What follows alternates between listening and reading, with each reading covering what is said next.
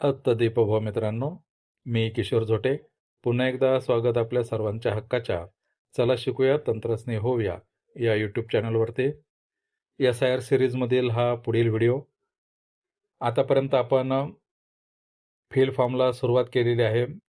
जे आपण गणना प्रपत्र भरलेले आहे ते आपण डिजिटायझेशनसाठी अपलोड करत आहोत. हे करत असताना आपल्याला स्क्रीनवर दिसते या तपशीलमध्ये काही BLO बांधवांना दोन ठिकाणी अडचण येत आहे. एक म्हणजे जन्मतारीख आणि दुसरं म्हणजे ओळखपत्र व्हॅलिड करण्यासंदर्भात. तर तीच माहिती आपण या छोट्याशा व्हिडिओमध्ये पाहणार आहोत. सामान्य तपशील या अंतर्गत ह्या दोन्ही टॅब आपल्याला येत आहेत. आता इथे जन्मतारीखमध्ये काहींची जन्मतारीख सिस्टीम जी आहे ती आपोआप दाखवणार आहे. जर त्यामध्ये आपल्याला काही बदल करायचा असेल मतदाराला विचारून, तर ती तारीख इथे बदलू शकतो किंवा इथे आपल्याला जर त्या पद्धतीने कुठली तारीख दिसली नाही तर आपण तारीखसुद्धा टाकू शकतो. आता ही तारीख टाकताना जे कॅलेंडर वापरायचं ते कॅलेंडर वापरण्यासंदर्भामध्ये काही BLO बांधवांना अडचण आहे. तर ती कशी सोडवता येईल ते आपण बघूयात. जन्मतारीख या टॅबवरती इकडे उजव्या हाताकडे कॅलेंडरचं चिन्ह दिसते. कॅलेंडरच्या चिन्हाला आपल्याला क्लिक करायचं आहे. आता इथे आपल्याला जे आहे ते साल 2008 दाखवतंय आणि सद्यस्थितीत आपला जो महिना आहे जुलैचा ती तारीख तिथे दाखवणार आहे. आता 2008 याच्यासाठी की संबंधित मतदार जो आहे तो आपण मतदार यादीमध्ये 18 वर्षाचा पूर्ण झाल्यावरती नाव घेतो, म्हणून हे 2008 साल आलेलं आहे. याच्यानंतरचं साल येऊ शकत नाही किंवा कोणाची जन्मतारीख आपण टाकू शकत नाही. मग आता बऱ्याच जणांना असं वाटतं की आता इकडे एकच ॲरो दिसतोय हा जुलैच्या इकडे, मग एवढे सगळे वर्ष पाठीमागं कसं जायचं, एक महिना मागे जायचं का? तर असं नाही आहे.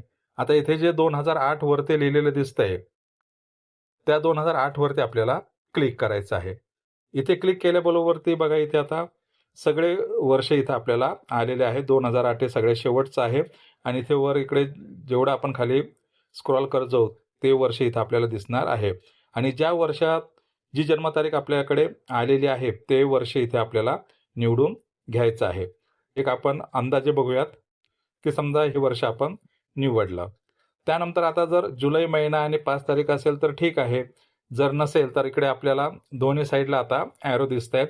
एक तर जुलैच्या आधीचे महिना असेल तर आपल्याला डावीकडे जायचं आहे. जुलैच्या पुढचा महिना असेल तर उजवीकडचा जो ॲरो आहे त्याला आपल्याला क्लिक करायचं आहे. समजा आता इथे आपल्याला मे घ्यायचं आहे तर आपल्याला त्या ॲरोवरती दोनदा क्लिक केलं. मे महिना आलेला जी तारीख असेल ती इथे त्या तारखेवरती आता आपल्याला क्लिक करायचं आहे आणि इथे ठीक आहे वरती क्लिक करायचं आहे. इथे ती तारीख आपली निवडली गेलेली आहे. तर अशा पद्धतीने आपण इथे तारीख निवडू शकतो. त्यानंतर दुसरी अडचण येते ती म्हणजे इथे वडिलांचे, आईचे आणि असेल तर पती किंवा पत्नीचे एपिक नंबर जे आहेत ते एपिक नंबर जर आपल्याला मिळाले असतील तर ते टाकून त्यांना व्हॅलिड कसं करायचं. आता इथे बघा एपिक नंबर हा आधी दिलेला आहे आणि आपल्या फॉर्मवरती मात्र नाव आधी आहे आणि एपिक नंबर नंतर आहे. तर ऑनलाईनला एपिक नंबर यासाठी आधी दिलेला आहे की तो एपिक नंबर जर आपण टाकला तर आपोआप तिथे ते आईचे, वडिलाचे किंवा पती पत्नीचे नाव त्या मतदार नंबरवरती असेल ते आपोआप येणार आहे. ते लिहिण्याची आपल्याला आवश्यकता नाही. आता इथे काय अडचण येते ते बघूयात आपण. आपण एपिक नंबर टाकल्यानंतर खाली इथे आपण स्क्रॉल करून सबमिट करावरती आलो तर आता इथे आपल्याला अशा पद्धतीने पॉपअप मेसेज येतोय की please validate father epic number. तर आता हा एपिक नंबर आपल्याला व्हॅलिडेट कसा करायचा आहे. तर ठीक आहे, याच्यावरती आपण क्लिक करणार आहोत. एपिक नंबरच्या टॅबच्या समोर इथं सर्चचे जे चिन्ह दिसते मॅग्निफाईंग ग्लास सारखं ते सर्चचं चिन्ह आहे त्याला आपल्याला फक्त क्लिक करायचं आहे. इथे आपण क्लिक केल्याबरोबर ते खालच्या टॅबमध्ये संबंधिताचं नाव हे आपोआप येणार आहे. आणि मग आपण सगळ्यात शेवटी सबमिट या बटनावरती क्लिक केल्यानंतर आपला फॉर्म यशस्वी सबमिट झाला आपल्याला पॉपअप विंडो दिसेल. तर या छोट्याशा व्हिडिओमध्ये आपण कॅलेंडर संदर्भात आणि मतदान कार्ड नंबर व्हॅलिड करण्यासंदर्भात माहिती करून घेतलेली आहे. तर भेटूयात पुन्हा नवीन माहितीसह. तोपर्यंत जय तंत्रज्ञान.